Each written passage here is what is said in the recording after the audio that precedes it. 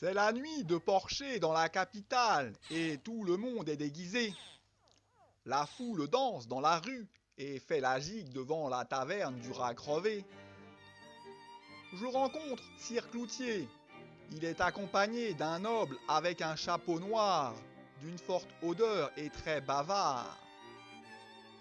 Deux spadassins, à l'air patibulaire, l'escortent. Ils empestent le sang, sont armés et surveillent les portes. Mes narines de reptiles flairent leur odeur subtile. Bon sang, ils sont du peuple des sangs ocres.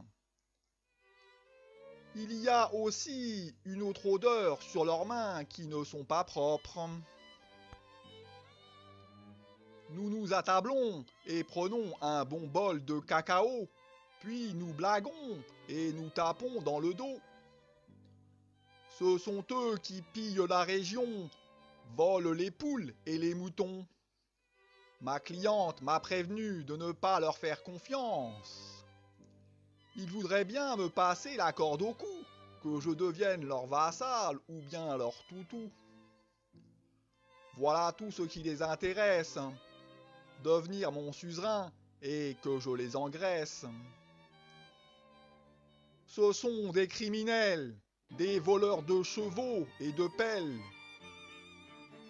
L'air de rien, nous blaguons et le sang ocre me propose d'entrer à son service, d'entrer en religion, d'être un magouilleur et d'adopter un dieu sans aucune valeur. Ma cliente m'a raconté ce qu'ils ont déjà fait, tenté de la corrompre avec quelques instruments de musique et fait construire un petit temple pour son cousin tétraplégique. Après quelques pintes de pinard, tout le monde devient bien bavard. Le sang ocre rêve déjà de prendre son envol. Il gesticule, ricane et trépigne sur le sol. Il ulule qu'il va devenir grand-duc avant les 12 coups de minuit.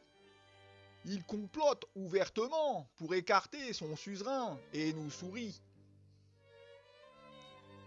Ils me prennent tous pour un docile crocodile, moi, ou alligator, de la noble famille des reptiles. Je n'ai pas assisté à leurs exploits et leurs pillages. Ma cliente me les a racontés, et plus davantage. Le sang ocre rêve de devenir grand-duc en marchandant du fumier, et se voit déjà dans un grand château de pierre marbrée, couvert d'ardoises de la meilleure qualité, avec des grandes fenêtres en précieux bois et des rideaux d'or et de soie. Pour l'instant, il ne possède qu'un château rond en briquettes de merde de mouton. Grand-duc du fumier, c'est comme ça que l'appellent ses valets. Les simples gens le nomment le roi de la turlute. C'est un proxénète qui exploite des putes. Mon oreille fine capte alors un bruit suspect venant de l'étage sur le palier. Et mes narines sentent aussi une odeur de saucisse avariée.